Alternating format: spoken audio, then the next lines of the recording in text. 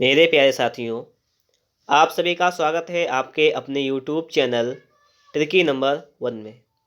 आज की इस वीडियो में हम लोग बात करने वाले हैं वीडियो के प्रैक्टिस सेट के बारे में। ठीक है, जिसमें हम लोगों ने हिंदी को कंप्लीट कर लिया था, एक प्रैक्टिस सेट का हिंदी कंप्लीट कर लिया था। आज हम लोग जीके के बारे में बात करेंगे। आपको पता है कि आपका जो वीडियो का एग्ज़ाम है वो जून में होने वाला है, और जिसमें आपके 50 क्वेश्चन आपके जीके के आएंगे, 50 क्वेश्चन हिंदी के और 50 क्वेश्चन रीजनिंग के। हम लोग कंप्लीट प्रैक्टिस सेट को यहाँ पर करने वाले हैं टो सीरीज घटना चक्र से। ठीक है, तो यहाँ पे देखते हैं क्वेश्चन नंबर 101 लिखा हुआ है कि हड़प्पा काल का इनमें से कौन सा नगर 3 भागों में विभाजित था। तो कौन सा नगर था? ये नगर था आपका धौलावीरा। ठीक है, कितने भागों में था? 3 भागों में विभाजित था। धौलावीरा को किस नाम से जाना जाता है पूछा जाएगा अगर आपसे, तो आप बताएंगे कोटदा टिम्बा। किस नाम से जाना जाता है? कोटदा, इसे टिम्बा के नाम से जाना जाता है। ठीक है, और इसे यूनेस्को ने 40वें विश्व धरोहर के रूप में से घोषित किया है। ठीक है, कौन से 40वीं? दूसरा क्वेश्चन है आपका, निम्न में से कौन सा उपवेद नहीं है? अगर उपवेद की बात की जाए तो उपवेद होते हैं 4। एक होता है आपका आयुर्वेद, एक होता है गंधर्व वेद, एक होता है आपका शास्त्र, ये हो जाएगा आपका शास्त्र वेद, और एक आपका हो जाएगा धनुर्वेद। तो मतलब कौन सा नहीं है पूछा गया ना, यहाँ पर आपसे पूछा गया कौन सा नहीं है। तो कौन सा नहीं है? ये योग वेद आपका नहीं है। ठीक है, अब अगर हम लोग बात करें कि धनुर्वेद इसका संबंध किससे है, तो धनुर्वेद का संबंध किससे है, या आपका शस्त्र शास्त्र का संबंध किससे है, या आयुर्वेद का संबंध किससे है, तो ये सीख लीजिएगा आप लोग। देखिए, आयुर्वेद का संबंध किससे? चिकित्सा से। ठीक है, आयुर्वेद का संबंध किससे है? चिकित्सा से है। अगर हम लोग बात करें यहाँ पर शस्त्र शास्त्र, इसका किससे संबंध है? तो युद्ध की शैलियों से इसका संबंध है। ठीक है, इसका किससे? युद्ध की शैलियों से संबंध है। संबंध भी आप लोग याद रखिएगा। ठीक है, एक और आपका वेद आता है, उपवेद आता है गंधर्व वेद। उसका किससे हो जाएगा? तो नृत्य संगीत से हो जाएगा। ठीक, अगला क्वेश्चन आपका है कि पहली बार भारत पर आक्रमण करने वाला मुस्लिम कौन था? तो मुस्लिम कौन था आपको बताना है। तो था मोहम्मद बिन कासिम। कौन था? मोहम्मद बिन कासिम। आक्रमण कब किया था? 712 ईस्वी में। अगला देखेंगे कि खजुराहो समूह के प्रसिद्ध स्मारक किस राज्य में है। खजुराहो समूह के प्रसिद्ध स्मारक जो है वो किस राज्य में है? तो आपको पता होना चाहिए मध्य प्रदेश में है। मध्य प्रदेश में कहाँ पर है? तो छतरपुर जिले में स्थित है। ये खजुराहो जो के समूह के जो मंदिर है, स्मारक है, इसका निर्माण किसके द्वारा करवाया गया था? तो चंदेल शासक के द्वारा करवाया गया था। ठीक है, अगला है कि पाल साम्राज्य भारत के किस हिस्से से संबंधित है। पाल साम्राज्य जो है वो भारत के पूर्वी हिस्से से संबंधित है। अच्छा, अगर आपसे पूछा जाए कि पाल वंश की स्थापना किसने की थी, तो आप क्या बताएंगे? गोपाल ने की थी। पाल वंश का सबसे प्रतापी शासक कौन था? तो कौन था? धर्मपाल था, जिसने क्या किया था? नालंदा विश्वविद्यालय और विक्रमशिला विश्वविद्यालय की स्थापना की थी। ठीक है, आगे देखेंगे अगला क्वेश्चन, दक्षिण भारत के किस राजा ने 1741 में कोलाचेल की लड़ाई में डच ईस्ट इंडिया कंपनी को परास्त किया था? तो किसने परास्त किया था? राजा मार्तंड वर्मा जी ने पराजित किया था। अगला देखेंगे हम लोग, प्लासी का युद्ध कब लड़ा गया? तो प्लासी का युद्ध हुआ था आपका 1757 में। प्लासी का युद्ध कब हुआ था? 1757 में हुआ था। किसके किसके बीच हुआ था? अंग्रेज और बंगाल के नवाब थे आपके सिराजुद्दौला, तो इन दोनों के बीच हुआ था।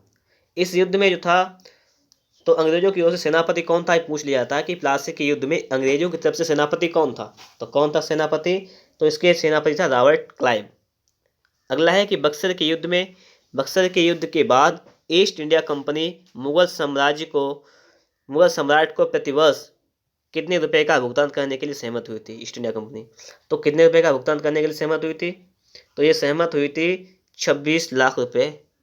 ठीक है, प्रतिवर्ष की, एक साल में प्रति साल मतलब 26 लाख रुपए दिए जाएंगे। निम्नलिखित में से कौन सा अधिनियम मॉन्टेग्यू चेम्सफोर्ड रिपोर्ट पर आधारित था? तो ये था आपका भारत सरकार अधिनियम 1919। कौन सा था? भारत सरकार अधिनियम 1919।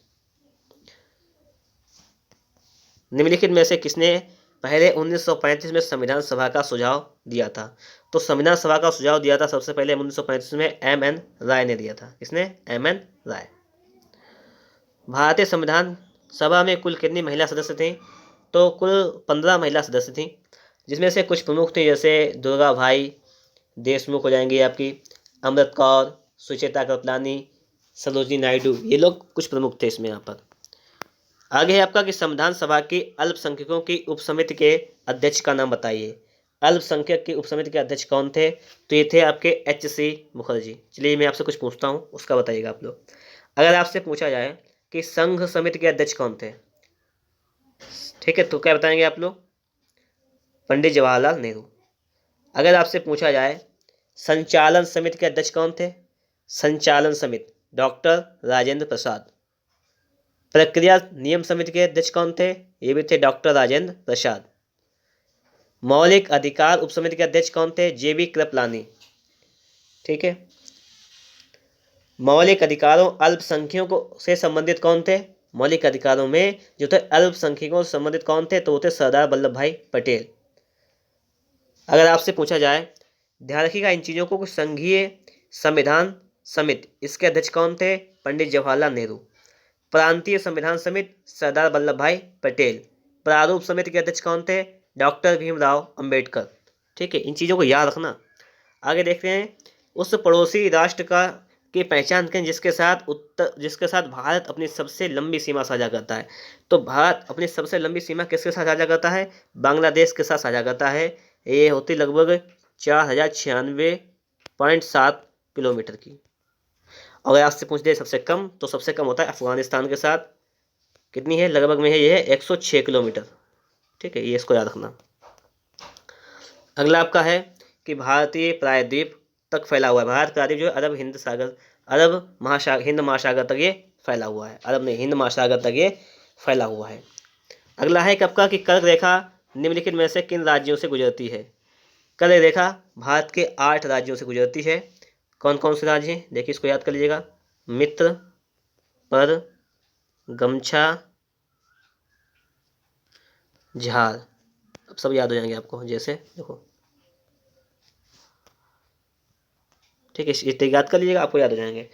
मी से क्या हो जाएगा आपका? मिजोरम। मी से क्या हो जाएगा आपका? मिजोरम। त्रा से क्या हो जाएगा? त्रिपुरा। 2 हो जाएंगे आपके। पा से क्या हो जाएगा? पश्चिम बंगाल। पा से पश्चिम बंगाल आपका हो जाएगा। रा से क्या हो जाएगा? राजस्थान हो जाएगा। गा से गुजरात हो जाएगा। मा से मध्य प्रदेश हो जाएगा। छा से छत्तीसगढ़ हो जाएगा। ठीक है, और जा से झारखंड हो जाएगा। तो कितने हो गए? 1 2 3 4 5 6 7 8, पूरे 8 हो गए। अब देखिए, गुजरात हो जाएगा, ठीक है, झारखंड हो जाएगा, आपका मिजोरम हो जाएगा, असम नहीं होगा, तो ये आपका गलत है। तो इसका मतलब 1 2 4, 1 2 4, ऑप्शन नंबर सी आपका राइट आंसर हो जाएगा। बात समझ में आ गई होगी आप लोगों को। आगे देखते हैं कि सौर मंडल की उत्पत्ति से संबंधित इनमें से कौन सा सिद्धांत सही ढंग से मेल नहीं खाता है? नेबुलर परिकल्पना ये किसने दी थी? ये आपसे पूछा गया। तो ये आर्किमिडीज ने नहीं दी थी, ये दी थी लाप्लास ने। ये लाप्लास ने परिकल्पना दी थी, ठीक है। और ये जो आ रही है हाइपोथेसिस, जेम्स जीन्स और हेरोल्ड जेफरी ग्रेही हाइपोथेसिस, चैम्बरलिन और मोल्टन गैसी हाइपोथेसिस, ये कांट, ये लोगों ने दी थी, सही दी गई है। तो ये वाला आपका राइट आंसर हो जाएगा। सूर्य का दीप्तमान आमुख जिसे हम देखते हैं कहलाता है, क्या कहलाता है? तो ये कहलाता है आपका प्रकाश मंडल। क्या कहलाता है? प्रकाश मंडल कहलाता है। आगे के नासा के अनुसार सूर्य के बाद पृथ्वी के निकट सितारा कौन सा है? तो हो जाएगा आपका प्रॉक्सिमा सेंचुरी। पृथ्वी के सबसे निकट यह प्रॉक्सिमा सेंचुरी हो जाएगा, ठीक है। चलिए आगे बात करते हैं। राष्ट्रीय सकल आय हमेशा निवल राष्ट्रीय आय से अधिक होती है, क्योंकि इसमें शामिल होती है तो पूंजी खपत भत्ता इसमें शामिल होता है। भारत में राष्ट्रीय आय का आकलन करने वाली संस्था कौन सी है? राष्ट्रीय आय का आकलन कौन सी संस्था करती है? तो करती है CSO, केंद्रीय सांख्यिकी संगठन। ठीक है, इसका समझ गए आप लोग। अगर आपसे पूछ लिया जाए कि राष्ट्रीय आय जो इसका आकलन किया जाता है या गणना की जाती है तो कितनी विधियों से की जाती है? तो इसके लिए 3 विधियां हैं। कितनी? 3। कौन कौन सी हैं? एक हो जाएगी आपकी साधन लागत विधि, एक उत्पाद विधि और एक व्यय विधि। लागत, उत्पाद, व्यय, ये 3 विधियां हैं, इससे इसकी गणना की जाती है। और आपका वित्त वर्ष होता है 1 अप्रैल से 31 मार्च तक, ये भी पता है आपको। आगे देखेंगे कि यहाँ पर अगला क्वेश्चन है आपका कि निम्नलिखित में से कौन सा आधारित संरचना कारक कृषि विकास से संबंधित नहीं है? सिंचाई, बीमा, खनन, सड़कों की उपलब्धता। तो खनन जो है वो इससे संबंधित नहीं है। निम्नलिखित नेताओं में से कौन से नेता गोरखनाथ मंदिर और मठ के मुख्य पुजारी भी हैं? योगी आदित्यनाथ, जो कि उत्तर प्रदेश के मुख्यमंत्री भी हैं। आगे है आपका उत्तर प्रदेश में हेतु सबरी संकल्प अभियान की शुरुआत की गई थी। सबरी संकल्प अभियान की शुरुआत क्यों की गई थी? तो ये की गई थी कुपोषण को दूर करने के लिए। क्यों की गई थी?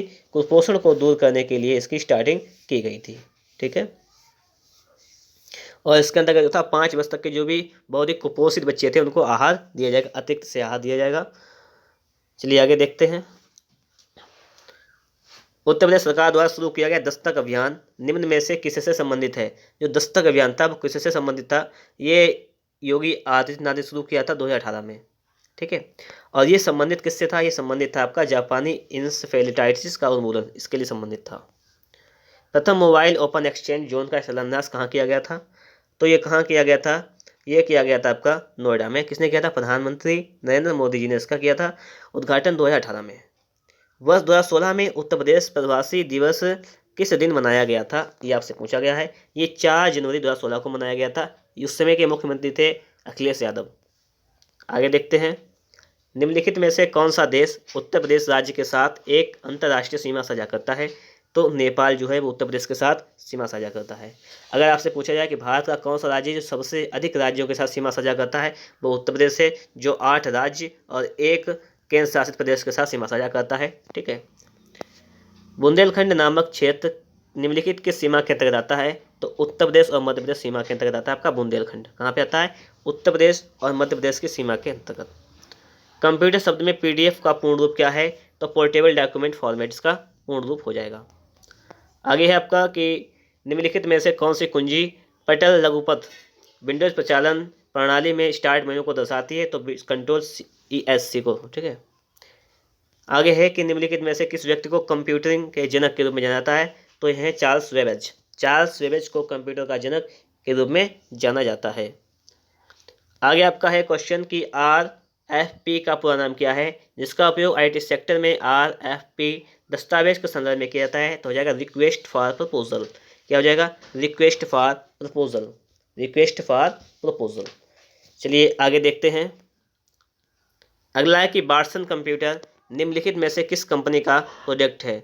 तो वाटसन कंप्यूटर जो है किस कंपनी का प्रोडक्ट है ये आपको बताना है।